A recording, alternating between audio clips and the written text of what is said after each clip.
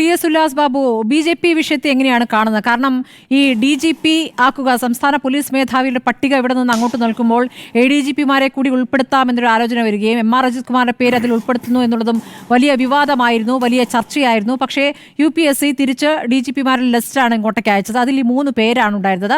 ആ 3 പേരിൽ ഒരാളെ തിരഞ്ഞെടുക്കുക. ഇതിൽ BJP-യുമായുള്ള ബന്ധം എന്നതാണല്ലോ CPM-നെയും അല്ലെങ്കിൽ മുഖ്യമന്ത്രി പിണറായി വിജയനെതിരെയും ഉണ്ടായിരുന്ന ആരോപണം.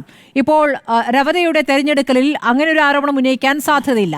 BJP വിഷയത്തെ CPM-നകത്തെ 2 തരത്തെ പ്രതികരണങ്ങൾ എങ്ങനെയാണ് കാണുന്നത്?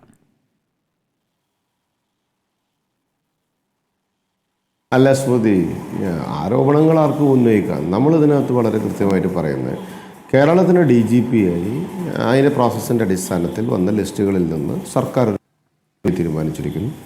ആ DGP അദ്ദേഹം കേരളത്തിൻ്റെ ക്രമസമാധാന നില ഭംഗിയായി കൊണ്ടുപോകും എന്ന് പ്രതീക്ഷിക്കുന്നു. കാരണം സ്വാഭാവികമായിട്ട് കേരളം ഇന്ന് അനുഭവിക്കുന്ന ഏറ്റവും വലിയ പ്രയാസമാണ് ഏത് സ്ഥലത്ത്, തിരുവനന്തപുരം മുതൽ കാസർഗോഡ് വരെ എടുത്തു കഴിഞ്ഞാൽ എല്ലാ ജില്ലകളിലും ഈ മയക്കുമരുന്നുകാരും ഈ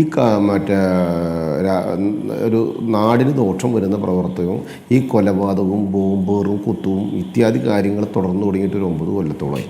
സ്വാഭാവികമായിട്ട് ഈ 9 കൊല്ലത്തെ ഭരണത്തിൽ ഇപ്പോൾ 2 കൊല്ലം നമ്മൾ നോക്കിക്കഴിഞ്ഞാൽ വലിയ ദുരന്തമാണ്. സാധാരണക്കാരന് ജീവിക്കാൻ പറ്റാത്തൊരു സാഹചര്യമുണ്ട്. അപ്പോൾ അങ്ങനെയുള്ള ഒരു സാഹചര്യത്തിൽ നിന്ന് പോലീസിനെ കൊണ്ട് കൃത്യമായിട്ടുള്ള ഇടപെടൽ നടത്തിക്കുന്ന ഒരു DGP ആയിട്ട് വരട്ടെ എന്നാണ് BJP-യുടെ ആശംസ. രണ്ടാമത്തെ ഒരു കാര്യം, കൂത്തുപറമ്പുമായി ബന്ധപ്പെട്ട വിഷയം. എൻ്റെ സ്മൃതി, നമ്മൾ ചർച്ച ചെയ്യുന്ന ഒരു കാര്യം കൃത്യമായിട്ട് നോക്കേണ്ടത്, ഈ കൂത്തുപറമ്പിലെ രക്തസാക്ഷിത്വം ഉണ്ടായി, ഇവരത് വലിയ സംഭവമാക്കി നടത്തി. ആരായിരുന്നു അതിൻ്റെ കാരണക്കാരൻ എന്നിവർ പറഞ്ഞിരുന്നു? CPM. MB രാഘവൻ. MB രാഘവനോട് ഇവർക്ക് പ്രശ്നം ഉണ്ടായിരുന്നില്ലല്ലോ. ഏറ്റവും വലിയ കുട്ടി MBR ആയിരുന്നില്ല. MBRന് ഇവർ അംഗീകരിച്ചില്ലേ? MBRൻ്റെ മോൻ നികേഷ് കുമാറിന് ഇവർ പാർട്ടിയിലെടുത്തില്ലേ? ക്ഷണിതാവാക്കിയില്ലേ? നികേഷിന് സീറ്റ് കൊടുത്തില്ലേ? അപ്പോൾ MBRനോട് ഇവരുടെ പാർട്ടി എടുത്ത നിലപാട് എന്തായാലും തിരുത്തിയില്ലേ? ഇനി ആ വിഷയം ഉണ്ടാക്കാനുണ്ടായ കാരണം എന്തായിരുന്നു?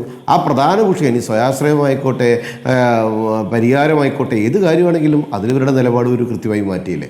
ഇനി അതിപ്പോൾ ഏത് കാര്യത്തിലായിക്കോട്ടെ, വിദേശ യൂണിവേഴ്സിറ്റിയുടെ കാര്യത്തിലായിക്കോട്ടെ, ഈ കേരളത്തിൽ നാവിന് എല്ലില്ല എന്ന് വിചാരിച്ച് ഈ ദോശ ചുടണ ജാതി ഇതിങ്ങോട്ട് പരത്തുക, കുറേ കഴിഞ്ഞ് ബന്ധു കഴിഞ്ഞ് അതങ്ങോട്ട് തിരിച്ച് പരത്തുക, അത് കഴിഞ്ഞ് വീണ്ടും അതിങ്ങോട്ട് തിരിച്ച് പരത്തുക, ഇങ്ങനെ വാക്കുകൾ മാറ്റി, നയങ്ങൾ മാറ്റി, നിലപാടുകൾ മാറ്റി ഇത്യാദി കാര്യങ്ങൾ ചെയ്ത് ഇപ്പം പറഞ്ഞതല്ല അപ്പം പറയാം, അത് അന്നത്തെയായിരുന്നു, അത് ഇന്നത്തെ ഇങ്ങനെയാണ് എന്ന് പറയപ്പെടുന്നതിലെ ഒന്നാന്തരം പാർട്ടിയാണ് CPM. സ്വാഭാവികമായിട്ട് MB ഗോവിന്ദനും അത് കൃത്യമായിട്ട് പറഞ്ഞിട്ടുള്ള ഒരാളാണ്. അപ്പോൾ അവരെ സംബന്ധിച്ചിടത്തോളം വിഷയം ഒരു വിഷയമൊന്നുമല്ല. പിന്നെ ഇപ്പോൾ അണികളെ സംബന്ധിച്ച് അങ്ങനെ പ്രയാസമുണ്ട് എങ്കിൽ ഒരു നേതാവിനെ കൊണ്ട് അവിടെയും ഇവിടെയും തൊടാതെ ഒരു വാക്ക് പറഞ്ഞാൽ സ്വാഭാവികമായിട്ട് ആ അണികൾ അത് അംഗീകരിച്ചോളും എന്നുള്ള അണികളെ വിഡ്ഢികളാക്കാനുള്ള ഒരു സ്റ്റേറ്റ്മെൻറ്റ് മാത്രമായിട്ട് അതിനെ കണ്ടാൽ മതി. സർക്കാർ അത് നിലപാടെടുത്തു. സർക്കാരിൻ്റെ ഈ നിലപാടല്ല, അത് സർക്കാർ കൂത്തുപറമ്പ് മുതലുള്ള ഇങ്ങോട്ടുള്ള എല്ലാ നിലപാടുകളും, അത് എക്സ്പ്രസ് ഹൈവേയുടെ കാര്യത്തിലായിക്കോട്ടെ, ഈ വിഷയത്തിലായിക്കോട്ടെ, മറ്റേത് വിഷയത്തിലാണെങ്കിലും CPM-ൻ്റെ നിലപാടുകൾ മാറാൻ അധികം വൈകില്ല. ആദ്യം ഒരു നിലപാടെടുക്കും, 2-3 കൊല്ലം അത് വേവിക്കും. സ്വാഭാവികമായിട്ട് ജനങ്ങൾ അത് തിരിച്ചറിഞ്ഞു തുടങ്ങി കഴിഞ്ഞാൽ പുതിയ അരിയിടും, അത്രയേ ഉള്ളൂ. അപ്പോൾ ആ അരി വെന്ത് വരുമ്പോൾ അടുത്ത അരിയിടും. അതിൽ ഒരു മാറ്റമില്ല. പഴയ ചോറുണ്ണാനും ഇവർക്കൊരു കുഴപ്പമില്ല, അത് തെറ്റായിരുന്നു എന്ന് പറയാനും ഇവർക്കൊരു കുഴപ്പമില്ല. അപ്പം നിലപാടുകളെ മാറ്റി. അപ്പം പിന്നെ അതിനെക്കുറിച്ച് ചർച്ച ചെയ്യുന്നതിൽ അർത്ഥമില്ല. പുതിയ DGP-യെ സംബന്ധിച്ചിടത്തോളം കേരളത്തിലെടുക്കാനുള്ള വലിയൊരു മാറ്റമുണ്ട്. ഇപ്പോൾ തൃശ്ശൂരിൽ അറിയാമല്ലോ, തൃശ്ശൂരുണ്ടായത് പോലീസുകാരെ ഓടിച്ചിട്ടടിക്കുകയാണ് ഗുണ്ടകൾ. പോലീസിലെ കമ്മീഷണർ പറഞ്ഞില്ലേ, ഗുണ്ടകളുടെ പണി ചെയ്യും, പോലീസിൻ്റെ പണി ചെയ്യുമെന്ന് പറഞ്ഞു. ആ ഒരു സാഹചര്യത്തിലേക്ക് നാടിൻ്റെ വിവിധ മേഖലകൾ മാറിയിരിക്കുന്നു എന്നുള്ള ദയനീയ സാഹചര്യമാണ്. കുട്ടികളെ സംബന്ധിച്ചിടത്തോളം ചെറിയ കുട്ടികൾ പോലും പ്രതിസന്ധിയിലേക്ക് വരുന്നൊരു സാഹചര്യം. അതേപോലെ എപ്പോൾ വേണേ കൊല ചെയ്യപ്പെടാവുന്ന ഒരു സാഹചര്യം. ബോംബർ, കത്തിയർ, വടിവാള്, തിക്ക് തിരക്ക്, ഗഞ്ചാവ്, MDMA, സ്റ്റാമ്പ്, സിന്തറ്റിക്, ഇങ്ങനെ നിരന്ന് നിൽക്കല്ലേ കേരളത്തിൽ, ഇങ്ങനെ ഉദിച്ച് നിൽക്കുന്ന സമയമാണ്. അപ്പോൾ സ്വാഭാവികമായിട്ട് പോലീസ് മേധാവിക്ക് ഒരുപാട് കാര്യങ്ങൾ ചെയ്യാനുണ്ട്. ആ കാര്യങ്ങൾ ചെയ്യുന്ന സമയത്ത് AKG സെൻറ്ററിലെ ക്ലർക്കിനെ പോലെ കേരളത്തിലെ DGP-യെയും പോലീസിനെയും CPM നിയന്ത്രിക്കാതിരുന്നാൽ ഭരിക്കുകയല്ലല്ലോ വേണ്ടത്. അവർക്ക് വേണ്ടത് തീരുമാനങ്ങൾ കൃത്യമായി എടുത്ത് അവർക്ക് പ്രവർത്തിക്കാനുള്ള സാഹചര്യം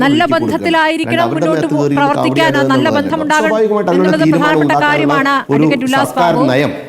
അഡ്വക്കേറ്റ് ഉല്ലാസ് ബാബു, ഈ പറയുന്ന രവത ചന്ദ്രശേഖർ 2 ആഴ്ച മുമ്പ് മുഖ്യമന്ത്രിയെ കാണുകയും തന്റെ താല്പര്യം വ്യക്തമായി അദ്ദേഹത്തോട് പറയുകയും ചെയ്തു എന്നുള്ള റിപ്പോർട്ടുകളുണ്ട്. അദ്ദേഹം കണ്ടിട്ടുണ്ട്. അപ്പോൾ ഒരുമിച്ച് പ്രവർത്തിക്കാനാകുന്നവരുമായിട്ട് തന്നെയല്ലേ മുഖ്യമന്ത്രി അങ്ങനെ ഒരാളെയല്ലേ തിരഞ്ഞെടുക്കുകയുള്ളൂ? അത് AKG സെന്ററുടെ തിട്ടൂരം എന്ന രൂപത്തിൽ കാണേണ്ടതില്ല. സർക്കാരിന് സുഗമമായി പ്രവർത്തിക്കാൻ പറ്റുന്ന രീതിയിൽ സർക്കാരിനോട് സഹകരിക്കുന്ന ഉദ്യോഗസ്ഥൻ. 100% സർക്കാരിന് കാര്യങ്ങൾ കൃത്യമായിട്ട് ജനങ്ങളുടെ പ്രശ്നം പരിഹരിക്കാൻ, സർക്കാരിന് കാര്യങ്ങൾ കൈകാര്യം ചെയ്യാൻ വെക്കുന്നൊരു ഉദ്യോഗസ്ഥൻ വെച്ചോട്ടെന്നേ. പക്ഷേ ആ ഉദ്യോഗസ്ഥൻ്റെ അല്ലെങ്കിൽ അദ്ദേഹം ആദ്യം ജോലി ചെയ്തിരുന്ന സമയത്ത് ഇന്ന പ്രശ്നങ്ങളുണ്ടായിരുന്നു എന്ന് ഇന്ന് ഓർമ്മിപ്പിക്കുന്ന തരത്തിലേക്ക് ഈ കാര്യങ്ങൾ കൊണ്ടുവന്നതിൻ്റെ രാഷ്ട്രീയമാണ് നമ്മൾ പറഞ്ഞത്. അത് അവരുടെ രാഷ്ട്രീയ താല്പര്യമാണ്, അണികളെ താല്പര്യപ്പെടുത്താൻ വേണ്ടുന്ന കാര്യമാണ്. സർക്കാരൊക്കെ കൃത്യമായിട്ട് നിലപാടുകളെ വിട്ടു. സർക്കാർ പുതിയ ശൈലിയിൽ വരുന്നു. അപ്പോൾ CPM-നെ സംബന്ധിച്ച് നിലപാടുകൾ എടുക്കാനും അത് മാറ്റാനും തിരുത്താനൊന്നും അധികം സമയം വേണ്ട. കാലത്തിനനുസരിച്ച് കോലം കെട്ടി ഒരു ശൈലിയിലേക്ക് പോകുന്നവരാണ്. കൃത്യമായ നിലപാടുകളോ പ്രത്യയശാസ്ത്രമൊന്നും ഇപ്പോൾ ഇല്ല. അതൊക്കെ അവരൊരു കാലഘട്ടത്തിൽ പ്രത്യയശാസ്ത്രമൊക്കെ നശിച്ചു കഴിഞ്ഞു. സ്വാഭാവികമായിട്ട് അവരൊരു തീരുമാനങ്ങൾ എടുത്തു പോകുന്നു. സർക്കാരിൻ്റെ തീരുമാനം ഏതാണെങ്കിലും DGP-യോടും നമുക്ക് ആശംസിക്കാനുള്ളത്, ഞാനാണെങ്കിലും റിപ്പോർട്ടർ ചാനലാണെങ്കിലും നിങ്ങളുടെ ചാനലിലെ പ്രവർത്തകരോട് ചോദിച്ചാൽ ഓരോ ദിവസവും നിങ്ങൾ റിപ്പോർട്ട് ചെയ്യുന്ന വാർത്തകൾ സ്മൃതിക്കും വളരെ വൃത്തിയായിട്ട് അറിയാം. അപ്പോൾ സ്വാഭാവികമായിട്ട് അതൊക്കെ കേട്ട് മനസ്സ് പകച്ചു നിൽക്കുന്നൊരു സമൂഹമാണ് നമുക്കുള്ളത്.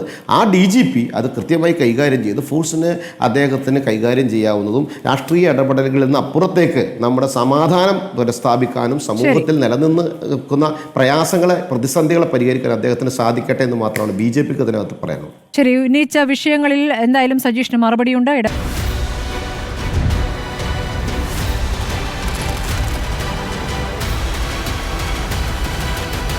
ഡിബേറ്റ് വിത്ത് സ്മൃതി പരുത്തിക്കാട്.